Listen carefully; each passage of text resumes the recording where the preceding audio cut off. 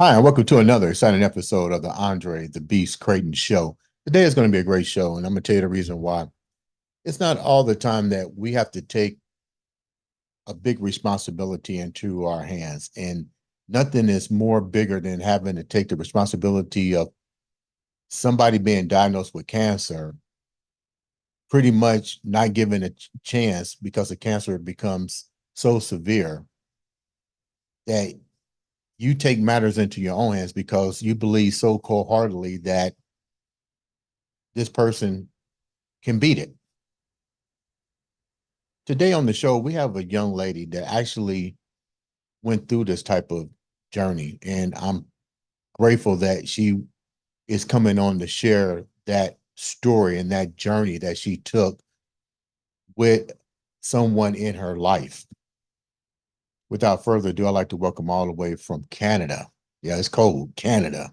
The one, the only, the number one fitness instructor in the Canadian area, by the way, Miss Janet Osborne. Janet, welcome to the show. Hello, thank you. Thank you very much. Thanks for having me. No problem. We talked last for a while, and your story is so remarkable that if you probably told a bunch of people, they wouldn't believe it. Let's start out with telling the viewers a little bit about you before we get deep into your journey with recovery in your household. Okay, sure. So I've been in the health and fitness industry for over 30 years, probably 35 years. And I started out in fitness, teaching aerobic classes, and kind of grew from there with the industry. I went into nutrition. I am a registered holistic nutritionist, and kind of grew with the whole fitness nutrition industry, as a personal trainer, teaching all different types of classes. I started teaching anatomy and physiology and nutrition in a college, and have just loved the business Mm. of fitness and nutrition and helping people to be the best they can, to be, reach their full potential in their fitness level, and leveling up with nutrition, losing weight, gaining muscle, whatever it is they want to do. You're like me. We both have a fitness background, fitness degree. I've been training for many years, professional athlete. We as trainers, we deal with all kind of variations of health when people Yes. come to see us. In your wildest dreams, did you ever think that you will be put in a situation that you have to take your expertise and bring it into your family?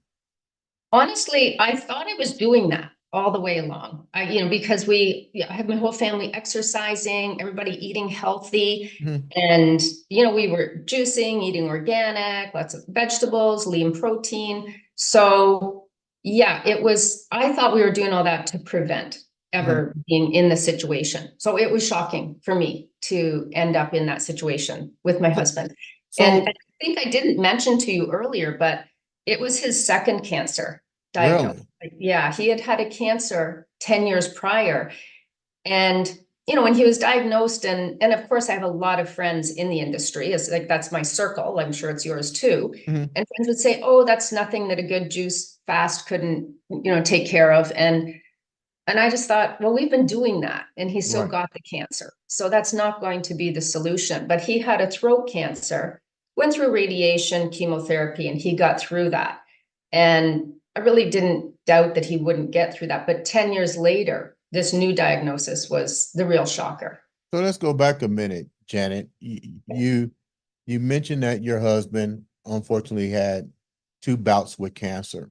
What was Mm-hmm. your husband's lifestyle like before the first one hit? So the people can understand that Yeah. he wasn't not healthy, but what was his health like prior to the first cancer? His health was, I mean, his health was good in the sense that he exercised regularly, Mhm. ate healthy, um, that kind of thing. But now with what I know, with what I have learned in this last cancer, Right. we have terrains, like 10 different terrains. Everybody has cancer cells. Only 1 in 1,000 people do not have cancer cells in their body right now. And if you give the cancer cells the terrain to grow in, it's going to grow. So what you want to do is give it an inhospitable environment. So we look at what caused his cancer, and one of the terrains is immune system. And he had a car accident 40 years ago, and he has a severe knee injury that is constantly infected, and it just always oozing pus and infection. So we now with everything I know now, I think that was his weak terrain was immune system, because his immune system was really working so hard on this knee constantly that our immune system is one of our first lines of defense against cancer as well. So when he was diagnosed with this first stage of cancer, what was the stages, and what did you guys do to what expertise did you bring? Because this is the beginning of your journey. The beginning of my journey, yeah. So the first cancer, he was stage 2, went through radiation, chemotherapy. We continued to eat healthy and do our thing. And he came through that cancer. And I didn't dig really deeply into that at that time. I just, trusted the system, and I knew we ate a healthy lifestyle. So I really wasn't thinking there was anything we could do to help it other than to keep living our healthy lifestyle. Second time, 10 years later, and I just want to say what I've learned also, it's not uncommon 10 years later to get another cancer, because chemotherapy and radiation are group 1 carcinogens. And it's not unusual that causes another cancer, unrelated cancer, 10 years later. So that could be the cause of his second cancer, but also, the knee continued to be a problem, still had a challenge with his immune system. And was he, Janet, was he going through, did he have reconstructive knee surgery, knee replacements? What was the condition of the knee that kept causing the infection that was attacking his immune system to begin with? And how noticeable was this? Yeah, he didn't have any reconstructive surgery or anything. He just smashed his knee into the dashboard in a severe car accident, and it just never healed, and it would be infected and swollen. So he's had 10 microscopic surgeries on it. Every time he'd have a new doctor, they would say, "Oh, the latest the top orthopedic doctor in Toronto and Canada, whatever, he's going to fix this for you." So Greg would go and he would have the surgery, and then they would flush it out. They would, intravenous antibiotics, whatnot, and they'd say, "Okay, you're going to be good." He'd come back for his follow-up, infection still there. Come back for another follow-up, infection still there. Then they would just kind of drop him, until the next doctor would say, "Oh, I can fix this." And so we don't know. We never did find out. He's had so many surgeries on it and so many different doctors looking at it. We don't know if there was a piece of something left in there, that's what he thought, a piece of the dashboard. We don't know. But it continued to be severely infected, and it would swell up. He wore a Band-Aid for 30 years. Every single day he'd go through several Band-Aids because it would be oozing. So when the second bout came, what was the time frame between the two cancers? What are we looking at as far as the time lapse from having one cancer to the other one? 11 years between the two. And the second cancer was April 2021, and he went into it was during COVID. So it was taking a while. He was having severe abdominal pain. I thought he hadn't been looking well for several months before that. But now he had pain, and he was calling the doctor, and of course they wanted to do COVID tests. And it just takes forever going from one test to the next. And I said, I'm just going to take you to emergency. You should just go into emergency, tell them you're in pain, you can't sleep. So I had to drop him off. I couldn't go into the hospital during COVID. Dropped him off, and I guess, one test led to another, and I dropped him off at 11:30 in the morning. And by 9 o'clock at night, he phoned me and said, "I have cancer." Wow. And and they thought it was some kind of a lymphoma, but they weren't sure. There's Hodgkin's and non-Hodgkin's. So we were hoping for Hodgkin's. That's a better prognosis, much better. It's 90% curable. But by the time he was in the hospital now at this point for 11 days, because his kidneys also weren't functioning well at all. They were barely functioning at that point because one tumor was so big, pressing on his kidney. So he was diagnosed with non-Hodgkin's lymphoma. Then they have to, then in that, there's like hundreds of subgroups of non-Hodgkin's lymphoma. And it took a long time for them to figure out exactly what he had. But they finally diagnosed it as plasmablastic. And it's a very rare, very aggressive non-Hodgkin's lymphoma. They said he was somewhere between stage 3 and 4. He had Mm. tumors throughout his chest cavity, all through his abdominal cavity, tumor the size of a grapefruit in his abdominal, like very large tumor, and lots of smaller tumors. And so this cancer that he had, this type of cancer, as I said, it's very rare, but it's mostly would only be found in somebody who's HIV positive. And Greg is not HIV positive, but that's where we go to the immune system, right? Because HIV is an immune deficiency disease. And Let me interrupt you for a second before yeah, you continue with this story. He gets put in the hospital during one of the most crazy moments of the world. We're talking yes, about a pandemic. We're yes, talking about the fact that you can't go in there. You got to drop your husband off with the conditions that he told you he's got when you already realized he already had, what was it, 10 years ago, one battle of cancer, but now he's in there alone, minimum hospitalization coverage because nobody's really working or overworked. You exactly. still don't know Yes. what's going on. What take me in your mindset. I mean, this cannot be easy for you and your family.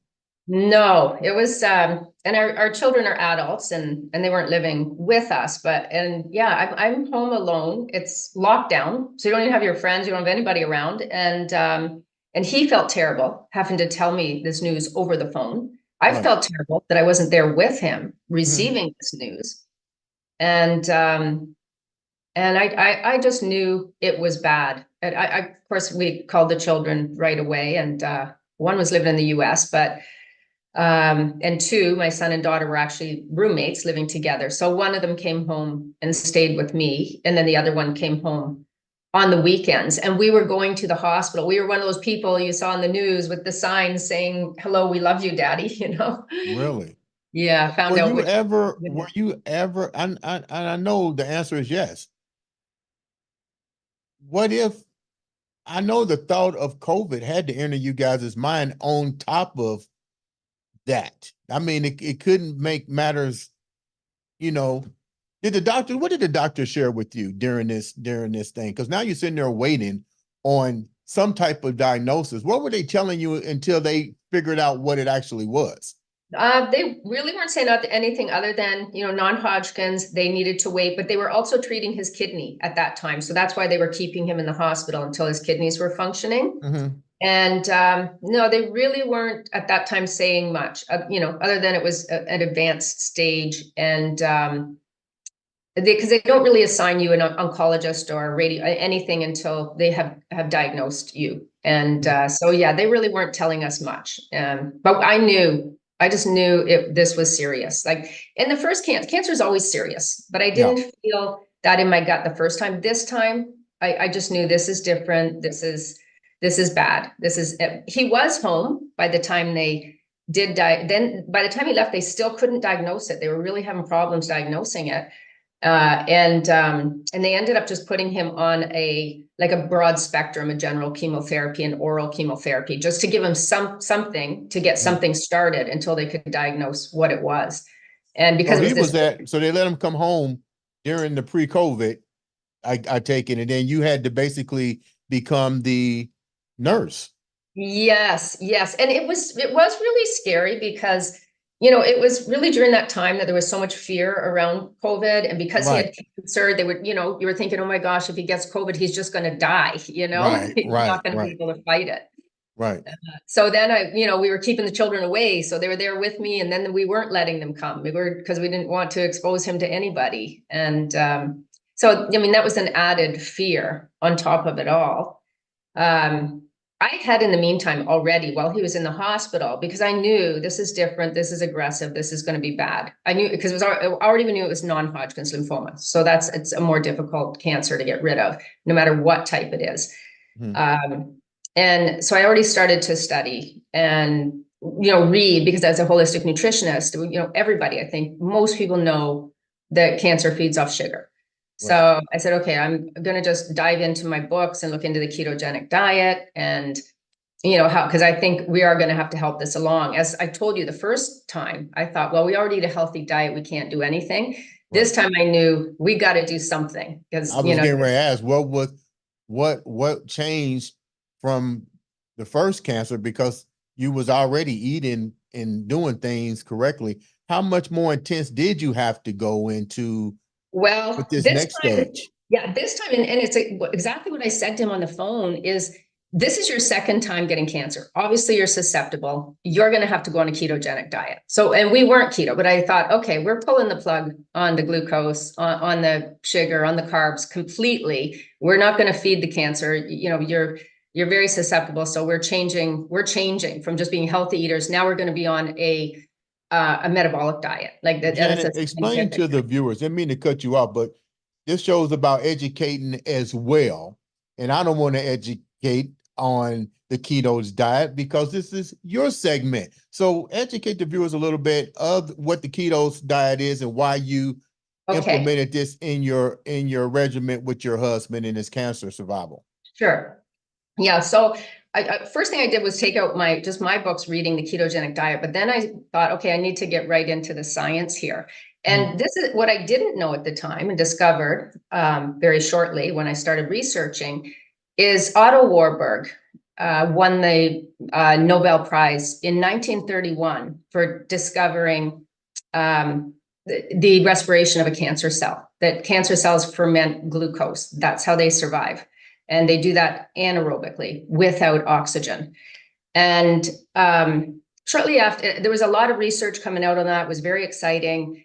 Shortly after that, chemotherapy came into our world. And I think that Otto Warburg, the Warburg effect, it's still known today as the Warburg effect. That's how the cancer cell survives. It kind of went on the side burner.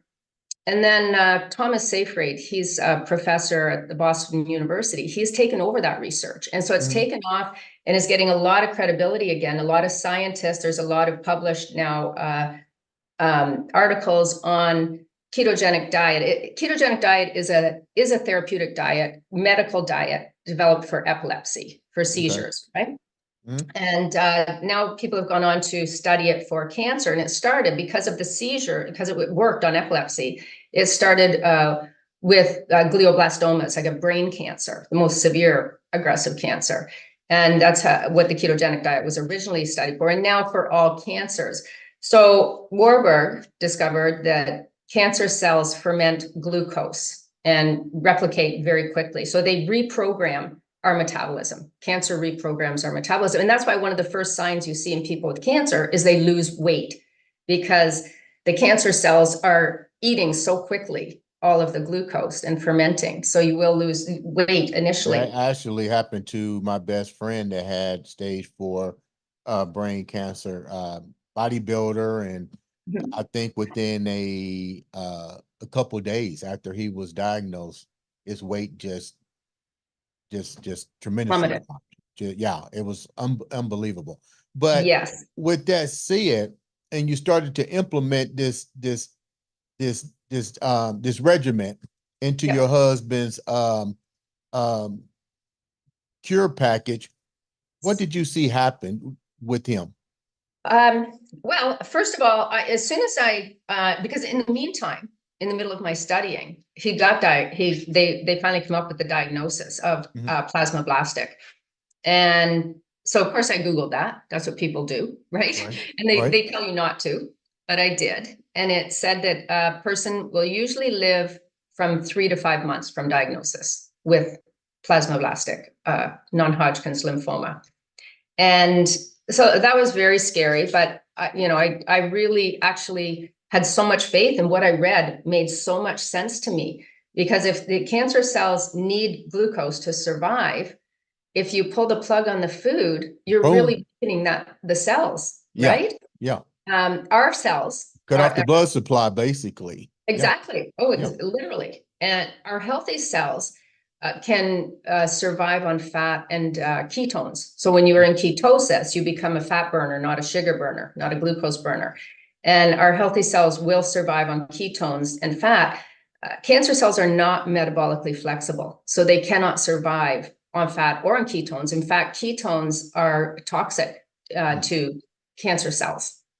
When you So when I you had put so your oh, go yeah. ahead, go ahead, go ahead. So it gave me so much hope and so much faith in what I was doing. And I was just like eating up this information, like researching, and started to take some courses and whatnot. But so the ketones are going to protect your healthy cells. They're going to weaken the cancer cells to the chemotherapy. The keto diet or ketosis actually helps chemotherapy do what it's supposed to do, but also protects your healthy cells from the damages of the chemotherapy and is weakening you've again pulled off the food supply for the cancer cells. So it gives you it increases your odds incredibly. So Although we did tell this. when you start implementing this diet into your husband's treatment, how long did you start seeing a change in his recovery factors? Well, so it's a long journey because he went through chemotherapy. So they gave us the chemotherapy program that he would be on. And it was a dose adjusted. So there's six doses of 1 week, and then you'd have 3 weeks off, and then another week, and then 3 weeks off. And they increase it by 20% each time because this cancer and a lot of cancers, but particularly this one, becomes resistant to chemotherapy. So they want to increase the dose each time. It's a really aggressive treatment, and most people, they said, don't make it through the treatment. It is one of those that if the cancer doesn't kill you, the chemotherapy will. Right. But he went on, so he started the chemotherapy. They're also warning us about how serious his cancer is. And we had hope. And I think they thought we were in denial, that, they just wanted to really make sure we knew that this cancer had very bad odds. And the chemotherapy, most people weren't going to make it through that. So by the third round, he was on his third round of chemotherapy. And the oncologist now, we told him we're on the ketogenic diet. You should always tell your team what you're doing. But a lot of doctors don't really understand diet. So he said, well, it's good to not eat sugar, but you need carbs. Anyway, he really was here nor there with what we were doing with our diet and not really interested. But by the third round, he was blown away. He said, you're my number one patient, like for the least side effects to chemotherapy. Like Greg had really very little side effects. We were walking 10,000 steps a day. He was golfing. We were paddleboarding.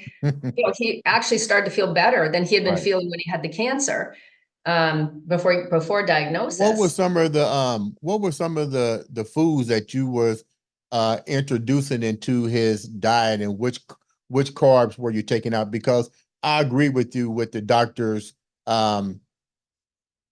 not being too concerned about the nutritional aspect of a situation and the nutritional parts that need to be added into a situation like that. I'm glad that you had the insight to really dig deeper and combine the two. But what were some of the food items that you took in, and what were some of the things that you take out to allow his progress to get the pretty much the seal of approval from your doctors? Yeah. Well, we took out most carbohydrates. So you're down to about 5% carbohydrates. Only carbs that he ate were vegetables and low carbohydrate vegetables, leafy greens and asparagus, a lot of cruciferous vegetables. So a lot of low glycemic carbs. Very low glycemic and high fiber carbs. So we took out potatoes, yams, all grains, of course, sugar, that's obvious. Even fruit we took out. And this is one thing people don't really realize about a therapeutic ketogenic diet is it's not a high protein diet. It's fairly low in protein. You maybe have heard people say, oh, the ketogenic diet's not sustainable. And when people say that, it's not because you're lacking carbs. Carbs are not an essential nutrient, but it is low in protein, in the long run. It's a little bit low in protein. But I mean, in the long run for maintenance, you can up that protein. But for therapeutic ketogenic diet, it's a little bit lower on protein than you would thrive on. But that's because excess protein will convert to glucose. And we were just really keeping the glucose low, low, low. So that means not even extra protein. So it's a lot of fat. And a lot of, we focused on healthy fat, MCT oil, coconut oil, olive oil. What did you just say? MCT oil? MCT oil? Yeah. Yeah. You know why? I haven't heard that in years. I used to use MCT oil back in the 80s. As a bodybuilder. Yeah. Medium chain triglycerides used to guzzle it down. Yes, yes. It's very big in the Yeah. ketogenic world Hmm. because it actually increases ketones. Hmm. And so, it does burn fat. That's why you were using it to be lean, right? Yeah. Yeah. Yes. And it bypasses the normal digestion of fats. So it's used as energy. So fats take a while to be converted to energy, but MCT oil, medium chain triglycerides, are immediately used as energy. So it increases your energy, increases ketones, increases mental clarity. It's great for your brain. Yeah, so we were using the fish, I mean, and grass. We switched everything to grass-fed, pasture-raised meats, and then vegetables are phytonutrients are key. So you asked me what we took out, and that's the most important thing, what you take out. Hmm. But a close second is what you put in. Right. And cruciferous vegetables break down tumors. They also help chemotherapy do what it's supposed What are to some do. examples of those vegetables for the viewers that may Yes, not know? right. Good question. Sometimes I forget that everybody's not on the same lingo as me. Broccoli, cauliflower, Brussels sprouts, arugula, radish, turnip. Turnip would be a higher carb, so we really didn't use that one. Cabbage. Yeah, so all those sulfur smelling vegetables Okay. are cruciferous. Yeah. And they are key. So that is one you want to have 2 servings a day if you're going through cancer. Like that was we had these different goals of what we were keeping now, but 2 servings a day of cruciferous vegetables. And then other phytonutrients like green tea, it stops growth of cancer cells and it prevents growth of cancer cells. Chamomile tea stops metastasis, the spread of cancer. It induces apoptosis, which is self-suicide. And these are all things that cancer cells override and reprogram because, like I said, we all have cancer cells, but our bodies have a lot of wisdom, and the cancer cells should commit suicide. They should self-destruct. Hmm. But once they've taken over, they don't. They reprogram everything, so they no longer self-destruct. So there's phytonutrients in plant food that reprograms your cells back to what they're supposed to be doing for those cancer cells to self-destruct, for the growth signaling of the tumors to stop, for the cancer cells to stop overriding the immune system, Hmm. for the angiogenesis, the creation of new blood vessels. Again, chamomile tea stops that. Exercise stops that. And so that's why made sure we got the 10,000 steps a day. That all stops the spread of cancer. So So there's so your many things that you can do. so your husband is now clear. Yes, he is. And let me say too about the chemotherapy. So on the third round, I told you the oncologist was blown away. Hmm. So by the sixth round, that was the last round that he Hmm. had. So he would be in the hospital for infusion for a full day, and then he had a PICC line, which is just goes up to the artery near your heart, and you'd walk around with that. You get to go home. You used to have to stay in the hospital, and you'd be getting a drip of chemotherapy for a week. So the first day you go in, the pharmacist dispenses it. You sit and you have it. That by the sixth round, the pharmacist came into the chemotherapy room and he said, "I just want to meet the person that is getting this because we have never dispensed it at this hospital before. Nobody Wow. has made it that far." Yeah. Wow. Wow. Yeah. And that's at a cancer center. That's a hospital with a big cancer center. Right. And then we were telling our neighbor this story, and she had just retired from Princess Margaret, which is one of the top in the world cancer Hmm. centers. And when we told her that, she goes, "You know what? We've never dispensed it either at Princess Margaret the whole time I worked Really? there." Really? Yeah, so he made it through the chemotherapy. So and it's a combination. The diet can work as a standalone, but it can also allow you to get through your treatment. Because I work with cancer patients all of the time, and the big thing is before your next chemo, they're going to do your blood work and make sure that your blood work is healthy, so you can go on to the next treatment. And with my clients that I'm working with, every time their blood is perfect, just like Greg, blood is perfect, blood is perfect, blood is perfect. Go off the keto diet, all of a sudden the blood's not perfect and you can't move forward with your treatment. How can the viewers get in contact with you? I mean, such a great story. I'm proud that you saw a window of opportunity to advance your knowledge and to pass that knowledge on to saving lives, which started in your house, and naturally you're playing that forward in the community and the world. How can the viewers reach out to you to know more about your ways of saving other individuals that might be having the same issues? Right. So I have a website, ketofitjanet.com. And also, that's my Instagram is ketofitjanet. And on my Instagram, I'm putting out exercise videos and some diet tips regularly. And somebody can follow me there and DM me, or you can also reach me through the website. Tell me what, Keith, before we wrap up today's show, and once again, thank you for coming on and sharing such a remarkable Beast State of Mind episode. What keeps you going? I mean, you got to deal with people to keep their fitness going. Just went through that with your husband. What, leave the viewers with something that keeps you going every day.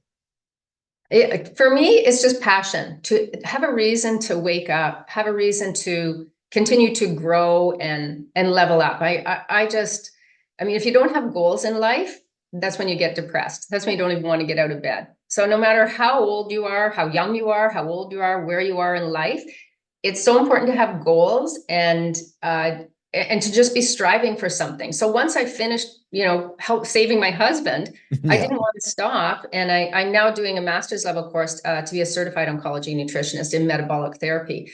And I love to have a reason to research. So my reason is to help other people. And that's always been my calling, to help other people. And it gets me out of bed in the morning. Ladies and gentlemen, this has been another exciting episode of the Andre the Beast Creighton Show.